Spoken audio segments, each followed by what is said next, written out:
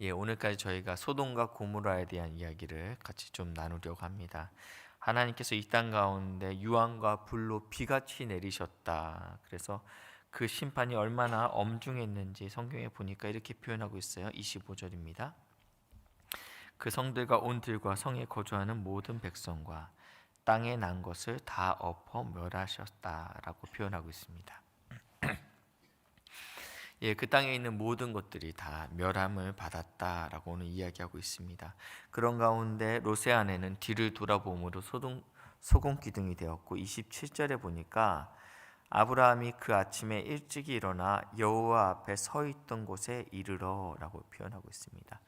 하나님의 천사들이 아브라함이 하나님의 천사들을 부지중에 맞이했죠. 그리고 나서 천사들은 이제 소돔과 고모라로 떠났고 그때 아브라함이 여호와 앞에 서 있었습니다.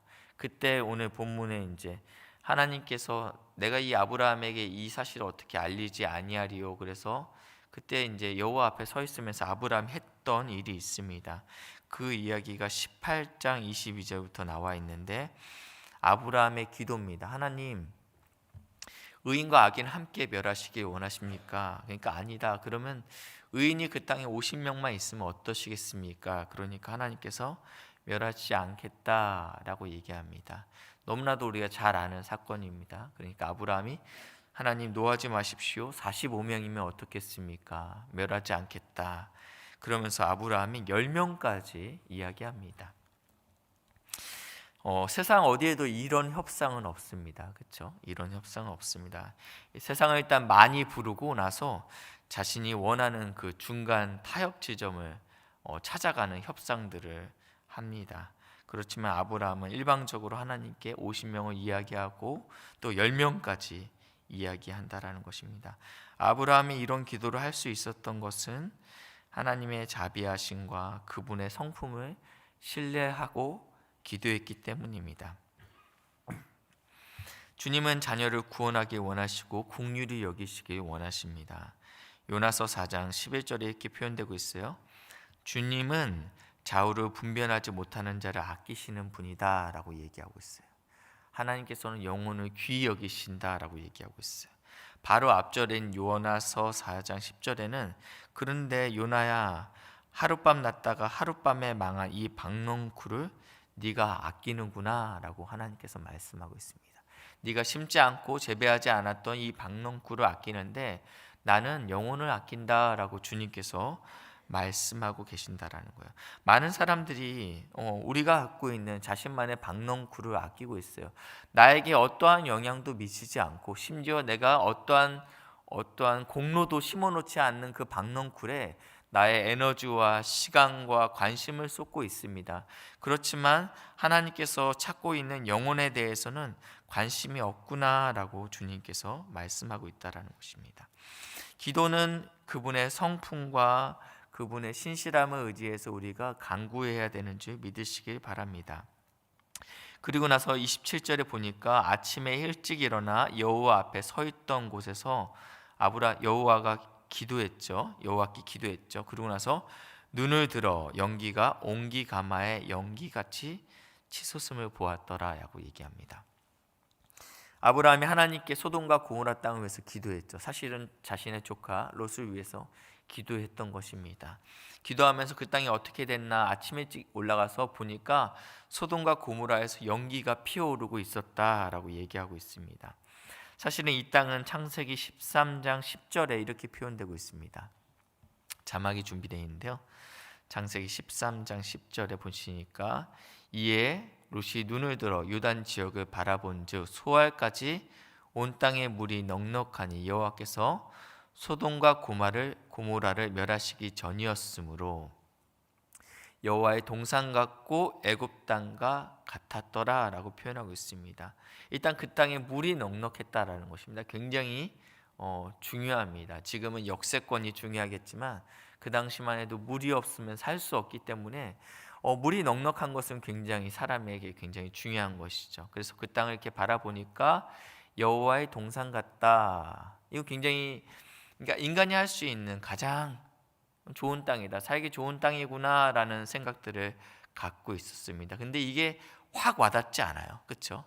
실제로 이 땅의 여호와의 동산을 경험한 것도 아니고 사람들이 입버릇처럼 여호와의 동산 같다라는 이야기를 들었을지언정 이게 확 와닿지 않으니까 첨언을 했어요. 뭐라고 첨언하냐면 애굽 땅과 같았더라라고 이야기하고 있습니다. 13장에는요 어떻게 시작하면 13장 1절에는 어떻게 시작하냐면 아브라함과 그의 아내와 조카 롯이 애굽 땅에서 나오는 장면으로 시작합니다. 12장에는 어떤 내용이 있겠어요? 하나님께서 아브라함을 부르시고 가나안 땅에 찾아왔는데 그 땅에 가나안 땅에 기근이 들었습니다. 비가 오지 않으므로 이 땅에서 살 수 없는 땅이에요. 근데 비가 오지 않아도 살 수 있는 땅이 있다라는 거예요. 애굽이죠. 그 땅으로 내려갑니다. 그 땅에서 어려움을 겪었죠. 그렇죠? 이 조카 룻에게는 애굽 땅이 마치 굉장히 내 인생에 있어서 가장 아름다운 땅이고 보기에 좋은 땅이었어요. 그러니까 여호와의 동산 같았지만 애굽 땅과 같았다라고 표현하고 있는 거예요. 많은 사람들이 이곳은 분명히 다릅니다. 여호와의 동산과 애굽 땅은 분명히 다르지만 우리는 헷갈려해요. 이게 같은 땅인 것처럼 헷갈려 한다라는 것입니다. 사실은 전혀 다른 통치 원리로 다스려지고 있습니다. 애굽 땅은 힘으로 착취로 억압하는 원리로 다스리고 있다라는 거예요. 아브라함이 자신의 아내 보고 누이라 하라라고 얘기하잖아요. 당신의 아름다움을 보고 애굽에 있는 사람들이 나를 죽일까 하노라 합니다. 이 애굽 땅은 자신의 원함이 있으면 사람을 죽여서라도 취하는 땅입니다. 근데 그 땅이 어떻게 여호와의 동산과 같다라는 것입니까? 하나님의 나라는 하나님의 땅은 의와 공의가 주의 보좌의 기초라고 시편에 나와 있어요. 주의 보좌의 기초가 의와 공의라고 이야기하고 있다라는 것이에요. 하나님의 나라는 먹는 것과 마시는 것이 아니고 성령 안에서 의와 평강과 희락이라라고 로마서에 나와 있다라는 것입니다. 그러니까 통치 원리 자체가 다르다라는 것입니다. 근데 문제는 이것이 같아 보이는 우리가 느끼고 있다는 것이죠. 범사가 잘 되고 있고 어느 누구도 부러워할 만한 길을 가고 있다면 주님께서 허락하신 그리고 주님이 나에게 인생 가운데 원하신다라는 착각 가운데 빠질 때가 있다라는 것입니다. 29절에 보니까 하나님께서 이 소돔과 고모라를 멸하실 때 하나님께서 아브라함을 생각하사 룻을 끄집어내었다라고 얘기하고 있습니다. 하나님께서 생각하셨다. 이 생각이라는 단어가 창세기 8장에 처음 등장합니다. 창세기 8장 1절인데요. 하나님이 노아와 그와 함께 방주에 있는 모든 들짐승과 가축을 기억하사, 다른 성경에는 권념하사, 생각하사, 이제 같은 단어예요. 하나님께서 전 인류가 홍수로 인해서 멸망을 당하고 이 방주 안에 있는 사람들을 기억하셨다라고 이야기하고 있습니다. 창세기 9장 15절에 보니까 너와 나와 너희와 및 혈기 있는 모든 생물 사이에 내 언약을 기억하리니, 여기서도 같은 단어가 쓰이고 있습니다. 그러니까 하나님의 언약 그리고 무지개를 보면서 하나님께서 기억하겠다, 다 동일한 이야기들입니다. 하나님께서 기억하겠다라는 것은 실수가 없겠다, 까먹지 않겠다, 하나님의 의지가 담겨 있는 거예요. 우리의 의지는 나약하고 우리의 의지는 또 능력이 없기 때문에 이것을 다 행할 수 없지만 하나님의 생각하심은 그렇지 않다라고 이야기하고 있습니다. 반대로 이 단어가 인간에게 쓰였을 때는 언제 사용되냐면 창세기 40장입니다.